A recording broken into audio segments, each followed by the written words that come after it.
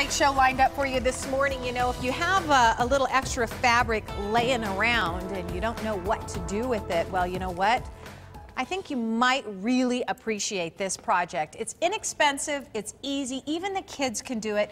Angie Mazzillo of AZ Mom of Many Hats has some great ideas on just how to make it functional, which who knew? These are just so adorable, Angie. Thank you so much. Let's take a look at what you've created over here. You've done a variety of things. You've cut some fabric, you've stenciled on some fabric. Yes.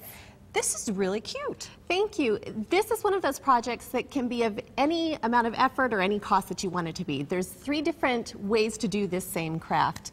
One way you can do it is you're always going to need some fabric and you'll need some frames. I like to purchase frames at Goodwill or salvage stores. Me too. Upcycle, recycle, repurpose. You bet. I do a little bit of painting on them, just some acrylic paint. They're hanging on the wall, so you don't have to be that particular with them. Well, which I like what you did too, is because that shabby chic-y look is still in, so it doesn't have to be a perfect paint job either. It can be a little rough around the edges. Exactly, which is great for us and great for the kids. Absolutely. So you're going to take some scraps of fabric. As I said, there's 3 different ways to do this. You can either use your fabric and use some of the wall clings, the decorative wall clings that you find at hobby stores, or you can cut out all your fabrics, which takes a little more time, but it's very inexpensive to do. Which these are the decorative wall clings right here. If you can take a look at these guys. This is really cute because you did a little combination of some of the wall clings and some of the, with the mirrored and the vinyl. Yes. Which are really super cute. And then you can cut out the fabrics, which is the blue frame there. And then you can also stencil, which I'm going to show you today, the stenciling technique. Okay, now this is the stenciled one right here, and this is very cute. Who knows? I mean, unless you really come up close and look at it, it's hard to see that it's stenciled. But I love the texture it has. Okay. Yeah, they're a lot of fun. They're very simple. What you're going to need to do the stenciling project is you're going to need, of course, your fabric, your frame. You're going to need acrylic paint and a little bit of fabric medium. Okay. So I have mixed the white acrylic paint and the fabric medium at about a ratio of about 3 to 1. So think about 3/4 of an ounce and 1/4 of an ounce of the fabric medium. Okay. So that's the ratio you're going to want. We're going to stencil this cute little owl. Owls are in right now. The kids might really love those right now. So to do this project, you're going to lay out your fabric and take the back of the frame and just lay it on the fabric and trace it and then cut it. Okay. That's all you're going to do with your fabric. You might want to press it in case there's any wrinkles in it. And you do that so you know where to stencil your project at? Exactly. Okay. And then you're going to use some double stick I see. tape. You've already adhered it on. It's a black color, yes, so I wasn't this one sure. is black. Okay. I see. I've already adhered it. I've used some double stick tape.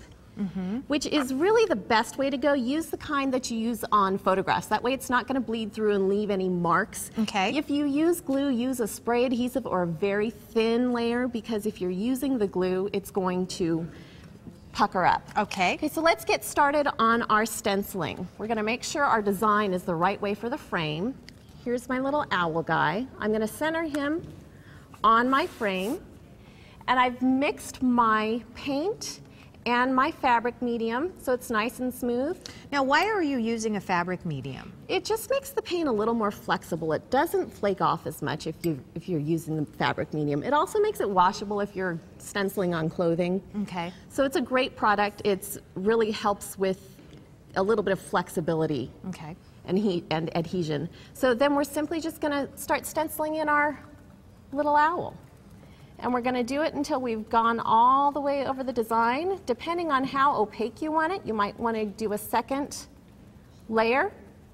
And I'm just curious, where did you find this stencil? Because I know viewers are going to want to know because it's so adorable. This one I found at Joann's, but they're also at Hobby Lobby, at Michael's, at any of the craft stores. You can buy them online, or you can cut one out of cardstock if you want to put a little more work into it. Yeah, you can make your own stencil you if you really want to. Okay. And once we're done, we're going to peel off our stencil and put it in our frame, and here we go. I know you don't want to do that one yet because you want to finish it and let it dry, but eventually it will look like this. And what is so adorable about this is you can do it on any kind of fabric, any color, and it can match your room. Yes, the only fabric I would stay away from is like a tight weave polyester, because the paint doesn't really want to stick to that. But anything else, a cotton, anything else really works wonderfully. Good tips. All right, of course, we have all of the information that Angie provided with this adorable craft project on the website, sonoranliving.com. Thank you so much, Angie. You're Good welcome. idea. Really Thank you. Love it.